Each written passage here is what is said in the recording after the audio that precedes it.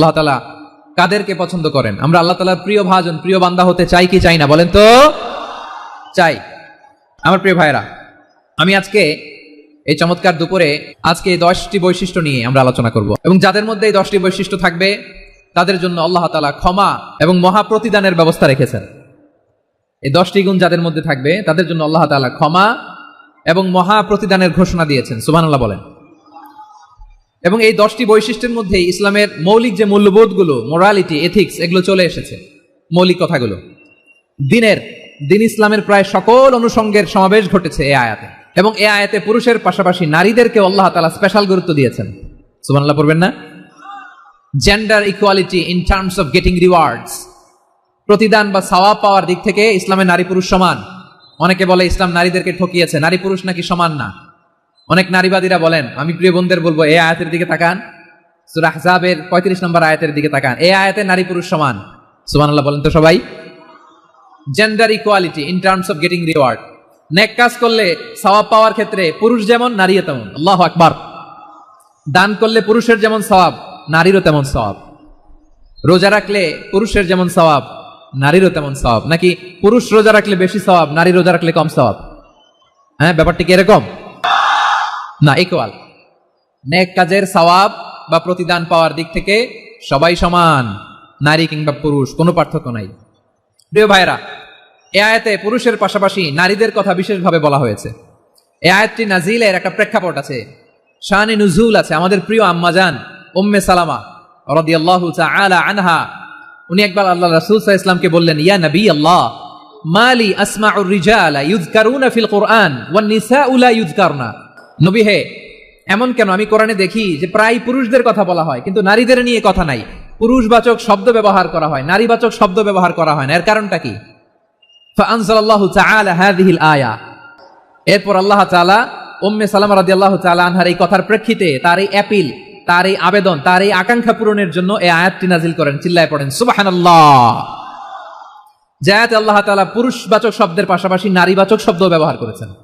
যেমন ধরেন মুমিনিন, এটা বললে এর মধ্যে পুরুষও আছে নারীও আছে। মুসলিমিন, এটা বললে এর মধ্যে পুরুষও আছে নারীও আছে। কিন্তু এই আয়াতে আল্লাহ তাআলা মুসলিমিন বলার সাথে সাথে আবার বলেছেন মুসলিমাত।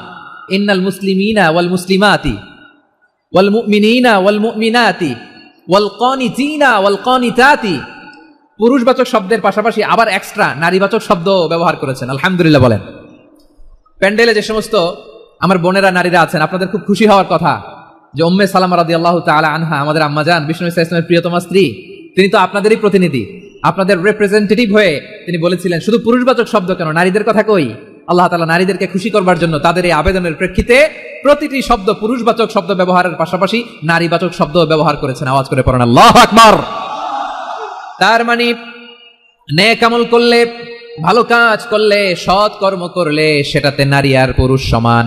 পুরুষ ইবাদত করলে যেই সওয়াব, নারীরা করলেও সেই সওয়াব। পড়েন সুবহানাল্লাহ। That means women has been given extra attention in this word. Subhanallah. How sensible Islam is and how lucky we are. আমরা কত লাকি। নারীদের প্রতিনিধি উম্মে সালামা বলার সাথে সাথে তাদেরকে খুশি করার জন্য আল্লাহ পুরুষবাচক শব্দের পাশাপাশি নারীবাচক শব্দ দিয়ে একটা গোটা আয়াত নাজিল করেছেন। পড়েন সুবহানাল্লাহ। তাহলে আসুন আমরা দেখি কোন 10টি বৈশিষ্ট্য আল্লাহ তাআলা এখানে উল্লেখ করলেন যাদেরকে আল্লাহ তাআলা পছন্দ করেন। আওয়াজ করে আমার সাথে বলেন তো, এখানে কয়টা বৈশিষ্ট্যের কথা বলা হয়েছে? কয়টা? 10টা শুনবেন তো? শুনে একসাথে বিদায় নেবেন তো, নাকি আগে আগে উঠে যাবেন? শান্ত হয়ে বসুন আর আমার কথা শুনুন আমার প্রিয় ভাইরা। তাহলে যে 10টি বৈশিষ্ট্য আল্লাহ তাআলা পছন্দ করেন যে ইমানদার বান্দাদের মধ্যে থাক, তার এক নাম্বার হচ্ছে আল্লাহ তাআলা বলছেন ইন্নাল মুসলিমিনা ওয়াল মুসলিমাতি, নিশ্চয়ই মুসলিম পুরুষ এবং নারী। নিশ্চয়ই মুসলিম পুরুষ এবং নারীকে আল্লাহ পছন্দ করেন। আমরা মুসলিম না সবাই এখানে? আওয়াজ করে বলেন আমরা মুসলিম কিনা? মুসলিমিন ওয়াল মুসলিমাত, মুসলিম পুরুষ এবং নারীকে আল্লাহ পছন্দ করেন। ইসলাম মানে হচ্ছে আত্মসমর্পণ করা, সারেন্ডার করা। ইসলাম মানে সারেন্ডার করা কার সামনে? আল্লাহর ইচ্ছার সামনে, আল্লাহর আদেশের সামনে, আল্লাহর আইনের সামনে আত্মসমর্পণের, সারেন্ডারের নামই হচ্ছে ইসলাম। চিল্লায় বলেন ঠিক কিনা? কেউ যখন নিজেকে মুসলিম বলে দাবি করে, তখন আল্লাহর কোনো বিধান আসলে, আল্লাহর কোন আইন তার সামনে আসলে সেটা মানবো কি মানবো না এমন কথা বলার তার সুযোগ নাই, মানতেই তাকে হবে। আওয়াজ করে বলেন ঠিক কিনা? এই আয়াতের পরেই আল্লাহ বলছেন ওয়ামা কানা লি মুমিনিন ওয়ালা মুমিনাতিন ইযা কাদাল্লাহু ওয়া রাসূলুহু আমরান আন ইয়াকুনা লাহুমুল খিয়ারাতু মিন আমরিহিম। আল্লাহর পক্ষ থেকে কোন বিশ্বাসী নারী পুরুষের সামনে যখন কোনো বিধান আসে, কোনো আইন আসে, তখন সে আইন সে মানবে না এমন কোনো অপশন তার নাই। মানলেও হবে, না মানলেও হবে এমন কোনো অপশন আছে নাকি বলেন? এমন কোনো অপশন নাই। আল্লাহর আদেশ আসার সাথে সাথেই সেটার সামনে আমরা সারেন্ডার। ঠিক কিনা বলেন?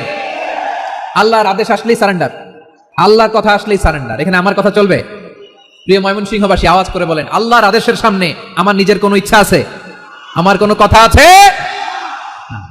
যারা আল্লাহর আদেশের সামনে নিজেকে সঁপে দেয়, যারা আল্লাহর আদেশের সামনে নিজের ইচ্ছাকে বিসর্জন দেয়, যারা আল্লাহর বিধানের সামনে নিজের কথা, খায়েশ সবকিছুকে স্যাক্রিফাইস করে, তারাই হচ্ছে মুসলিম। সুবহানাল্লাহ বলেন।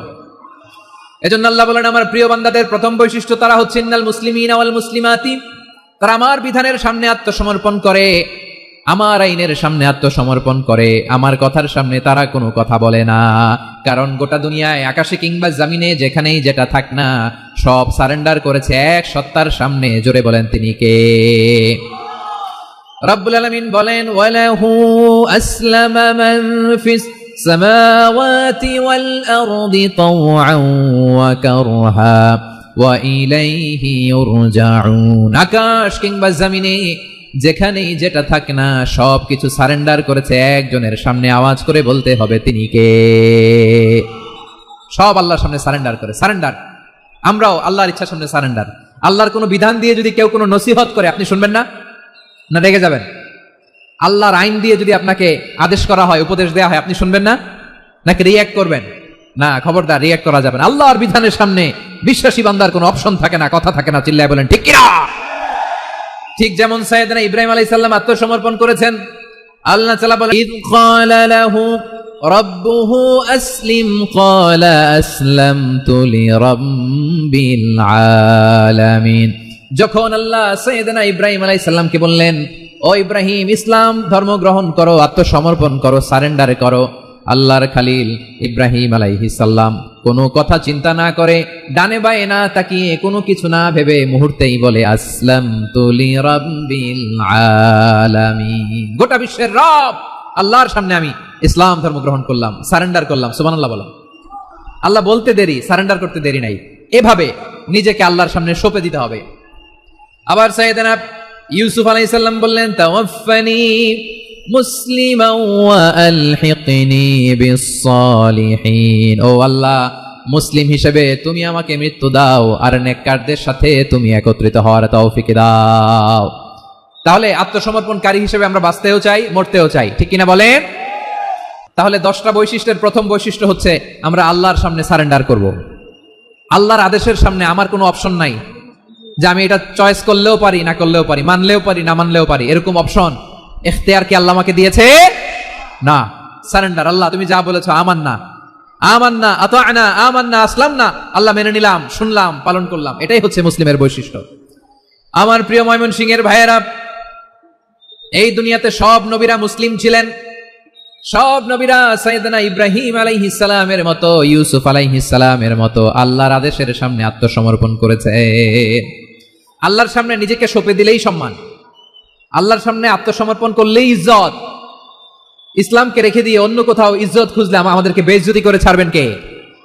এজন্য ওমর ফারুক রাদিয়াল্লাহু তাআলা আনহু বলতেন, নাহনু কওমুন আ'আজ্জানাল্লাহু বিল ইসলাম ফাইন বিতাগাইনাল ইজ্জাতা বিগাইরিহি আদাল্লানাল্লাহ। আমরা এমন জাতি, যে জাতিকে আল্লাহ তাআলা ইসলামের মাধ্যমে সম্মানিত করেছেন। ইসলাম ছাড়া অন্য কোথাও যদি আমরা সম্মান খুঁজি, আমাদেরকে বেইজ্জত করবেন কে? আমাদের সম্মান ইসলামে। ইসলাম সময়ের অপরিহার্য বাস্তবতা, অপরিহার্য বাস্তবতা। স্যামুয়েল হ্যান্টিংটন একটা বই লিখে গোটা বিশ্ব কাঁপিয়েছেন, দ্য ক্ল্যাশেস অফ সিভিলাইজেশন, সভ্যতার সংঘাত। এই পৃথিবীতে অনেক সভ্যতার উত্থান হয়েছে, পতন হয়েছে। প্রিয় ময়মনসিংহবাসী, আমার কথা শুনতেছেন? হ্যাঁ, শুনতেছেন? দেখি আওয়াজ করে পড়েন তো, লিল্লাহে তাকবীর। সবাই পড়েননি?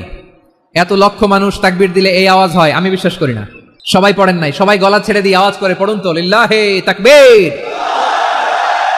লিল্লাহে তাকবীর, লিল্লাহে তাকবীর। দ্য ক্ল্যাশেস অফ সিভিলাইজেশন, সভ্যতার সংঘাত। স্যামুয়েল হ্যান্টিংটন একটা